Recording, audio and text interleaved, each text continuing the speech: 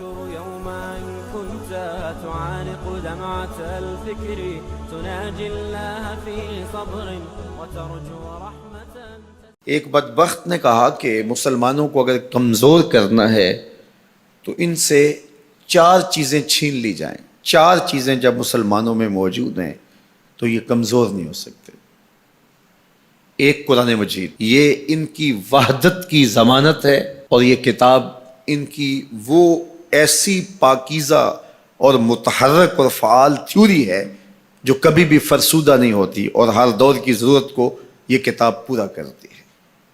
اور یہ اس غیر متبدل کتاب کے ذریعے سے گرے ہوئے بھی اٹھ پڑتے ہیں. تو اس کتاب کو اگر ختم کر دیا جائے تو یہ تسخیر کیے جا سکتے ہیں. دوسری بات، ان سے حج ختم کر دیا جائے. حج ان کی وحدت کی علامت ہے، ان کی شان و شوکت اور شکوہ مسلم کی ضمانت ہے. لہذا حج ختم کر دیا جائے تو ان کو تسخیر کیا جا سکتا ہے.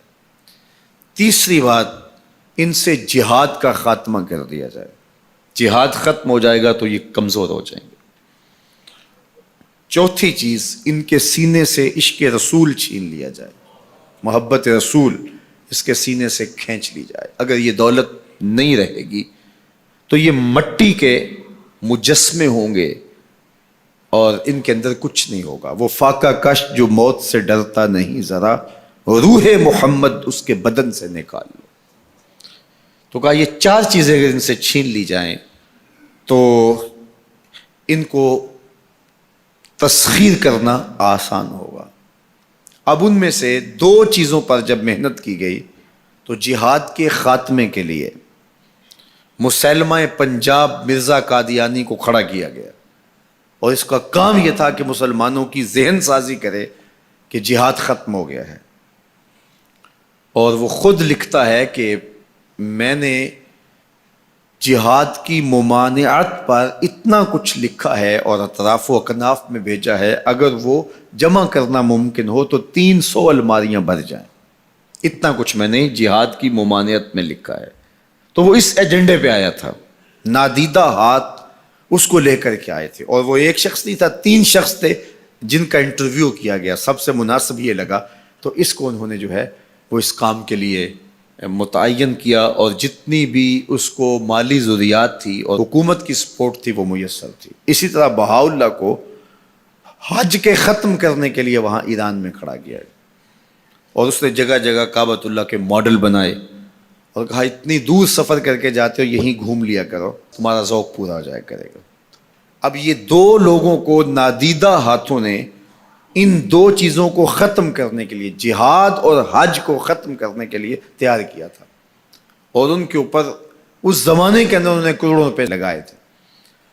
اب جب وہ مر بھی گئے ہیں تو ان کے متبعین کو وہ اسی طرح سپورٹ کر رہے ہیں، اس لیے ان کے متبعین جو ہیں وہ موجود ہیں. باقی جس نے بھی ادعائے نبوت کیا پاگل پن کی وجہ سے، یا جو ہے وہ اس کے اندر کوئی صلاحیت تھی تو وہ تکبر میں آ گیا، تو اس پاگل پن کی وجہ سے اس نے اعلان کیا، جب وہ گیا تو سلسلہ ختم ہو گیا. لیکن یہ جو 2 لوگ تھے ان کو باقاعدہ نادیدہ ہاتھوں نے کاشت کیا تھا اور پھر پانی دیا تھا، اور اب یہ کٹ گیا ہے تو نیچے سے ان کی پنیری کو وہ اب بھی جو ہے وہ پانی دے رہے ہیں اور گوڈی کر رہے ہیں، اور مسلمانوں کے اندر رخنہ اندازی کے لیے انہوں نے ہمیشہ ان کو فعال رکھا ہے اور ان کو ہمیشہ وسائل فراہم کر رہے ہیں.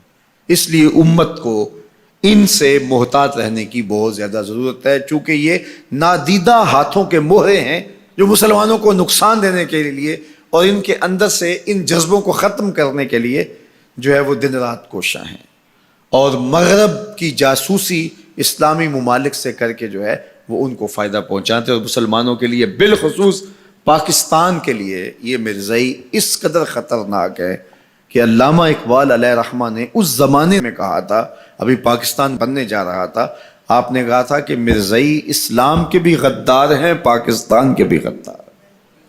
اور پھر زمانے نے دیکھا، علامہ اقبال علیہ رحمہ تو 1938 میں انتقال کر گئے، لیکن 47 میں پاکستان بنا تو لوگوں نے دیکھا کہ ان لوگوں نے پاکستان کی مخالفت کی، اور جب پاکستان ٹوٹا، 2 ٹکڑوں میں تقسیم ہوا، تو اس وقت قادیاں میں چراغاں کیا گیا، انہوں نے خوشی کا اظہار کیا۔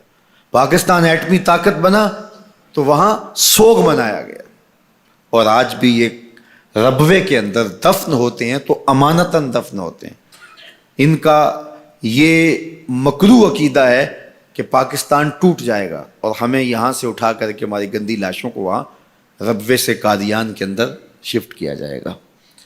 یہ پاکستان کی سالمیت پر ہمیشہ خطرہ ہے اور پاکستان کو ہمیشہ نقصان پہنچانے کے درپائے رہتے ہیں، اور ان کی ہمیشہ کوشش ہوتی ہے کہ اس وطن کے اندر امن، طمانینت اور سکون نصیب نہ ہو۔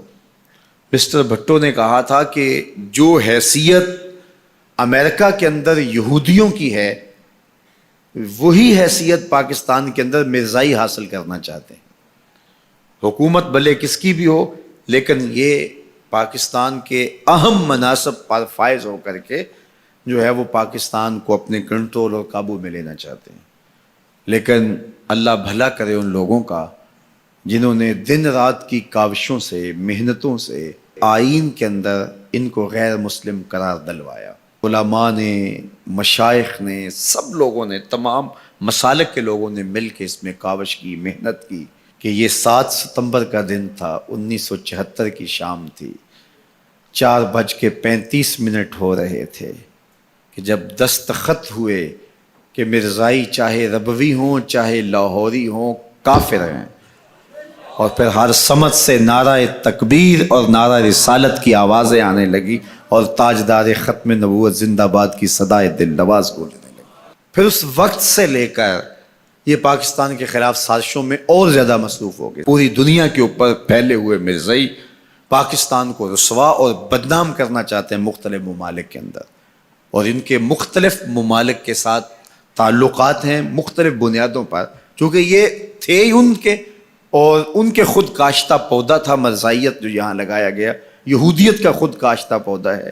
لیکن مرزائی یہ نہیں سمجھتے کہ پاکستان یوں ہی نہیں بنا، یہ کسی حادثے کا نتیجہ نہیں تھا، پاکستان محبوب کی نگاہوں کا نتیجہ، اللہ کے خاص فضل سے یہ پاکستان مارز وجود میں آیا، اس لیے یہ مٹنے کے لیے بنا ہی نہیں تھا، قیامت تک قائم رہنے کے لیے بنا۔